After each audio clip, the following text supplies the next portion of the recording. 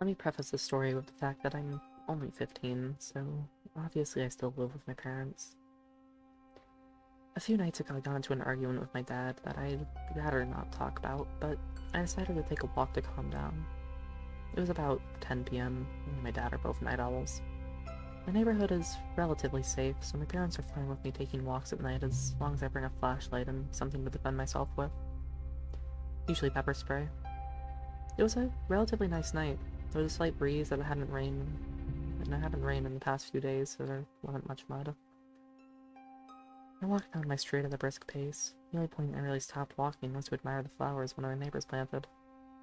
Only one car drove past me in about 20 minutes. Not much traffic goes down my street, despite living close enough to a highway to hear trucks drive by. I'd love to go into details of being on edge, and oh, it felt as if the trees were looming towards me and watching, and I felt like every window had eyes that were staring at me, but honestly, I wasn't on edge. I was just angry and marching down the street to burn off some energy. I wasn't really looking around or listening for anything weird. And I still noticed a rustling in the trees behind a house. For a second, I assumed it was just two of the numerous stray cats in the neighborhood fighting over a tree. Then I looked over and realized it was more than just one tree shaking. Something had carved a path through the forest via knocking the trees out of the way. And then, noiselessly galloping out of the gap in the forest behind the house was something looking like a muscular horse with a head 4 times the size of its body.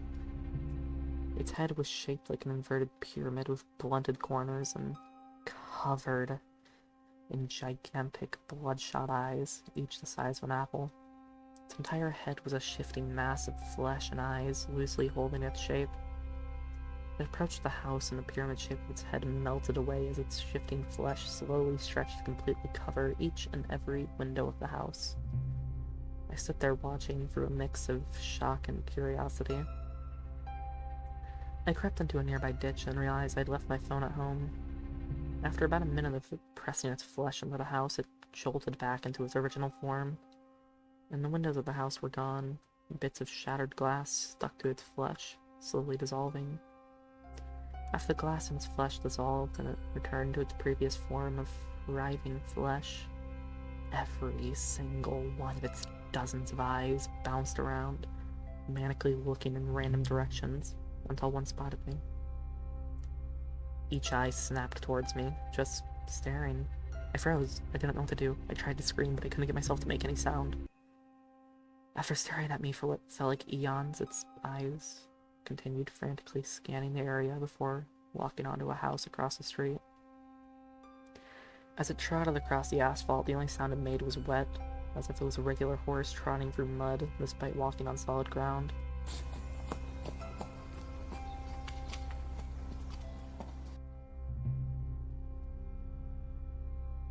When it approached the house, it repeated the process of letting the flesh from its head melt and stretch to cover the windows. I managed to muster the courage to climb out of the ditch and run home before it backed away from the second house. I didn't look back until I was through the door.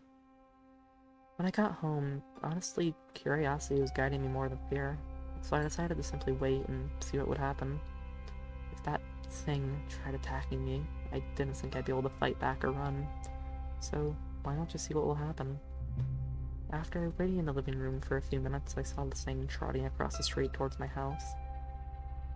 Its writhing, eyeball-covered flesh contorting to cover the windows. Its eyes began to cry a crimson fluid that bubbled and melted through the glass, dissolving it until all that was left was shattered bits and pieces. Its flesh began to slowly and silently creep towards me, writhing, its eyes staring at me. I screamed as I ran through the kitchen into the basement.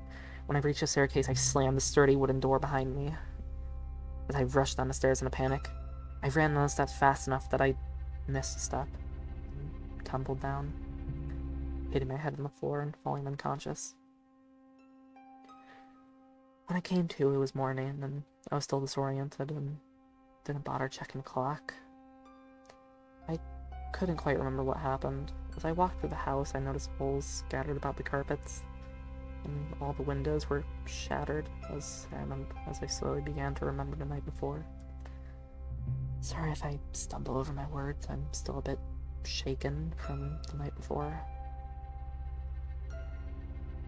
I waltzed into my parents' bedroom, and it looked as if someone poured a bucket of lava onto the bed. It was melted through, and what remained was covered in red. I remember that my dad keeps a handgun in his nightstand drawer. I checked to make sure it was loaded and tried to conceal it in my jacket as I went outside to look around.